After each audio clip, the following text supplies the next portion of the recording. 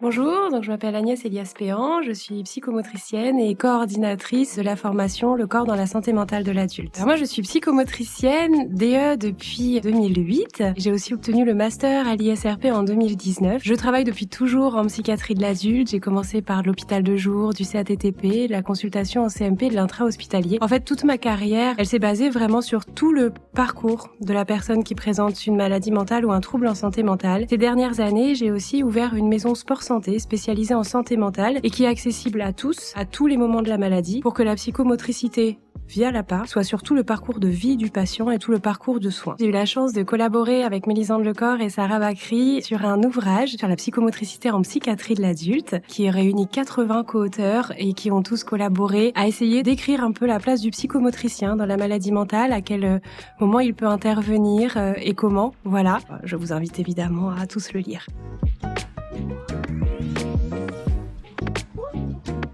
Cette formation, Le corps dans la santé mentale de l'adulte, elle est ouverte à tous les psychomotriciens. Elle peut évidemment être ouverte à toute personne qui s'intéresse en fait à la sphère psychomotrice du patient, parce que la santé mentale, elle concerne tout le monde et qu'il n'y a pas que dans les services de psychiatrie adulte qu'on trouve des patients qui souffrent de troubles psychiques. Donc elle s'adresse vraiment à tous pour savoir comment aborder le corps et la sphère psychomotrice du patient qui souffre à un moment dans son état psychique. Donc toute personne qui a aussi envie de venir voir comment le corps peut être un outil et par quels moyens, est bien sûr le bienvenu sur cette formation.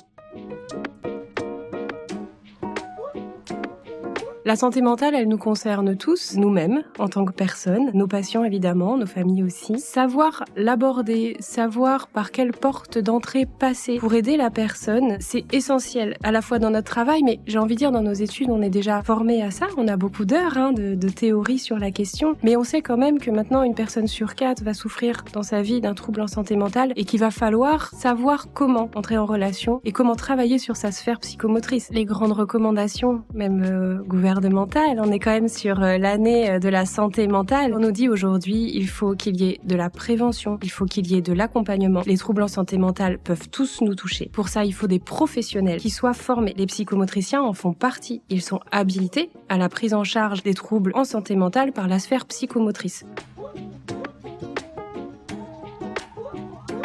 Cette formation-là, elle va vraiment se baser sur la temporalité de la maladie. Et je crois que c'est vraiment l'axe principal, en fait, qu'on a abordé avec nos intervenants. Nous, l'idée, c'est de se dire, les psychomotriciens, on doit réussir à être sur tout ce parcours. Sans parler, évidemment, en plus du parcours de prévention. On doit être partout. Seulement, la grande question qui se pose, c'est sur tout ce parcours, comment on aborde la personne, dans quel contexte. C'est tout ça qu'on va venir réfléchir, en fait, dans cette formation. C'est comment accompagner un patient sur un parcours, parce qu'on ne peut de toute façon pas se limiter à se dire, on prend un patient en charge 3 semaines et c'est terminé. Il faut aussi que nous, on ait en tête tout ce qui va se passer pour lui après. C'est pour ça que cette formation, je pense, est vraiment très complète. Durant cette formation, nous allons revoir les profils psychomoteurs des patients pour avoir des bases théoriques un peu solides qui concernent chaque pathologie. On va avoir comment intervenir avec le patient de la phase aiguë jusqu'à la phase de stabilisation, mais on va aussi avoir la prévention avec l'activité physique adaptée et la réhabilitation psychosociale pour l'après, pour le moment où le patient, du coup, se réhabilite dans la vie.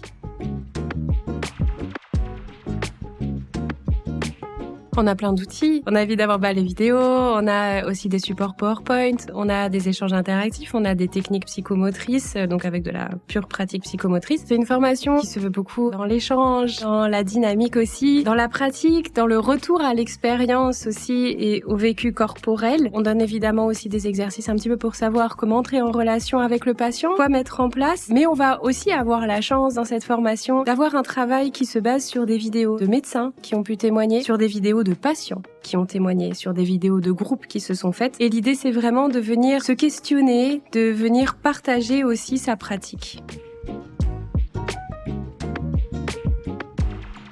Ce qu'on espère, c'est qu'à la fin de la formation, chaque professionnel qui sera passé saura intervenir dans tous les champs de la pratique en santé mentale.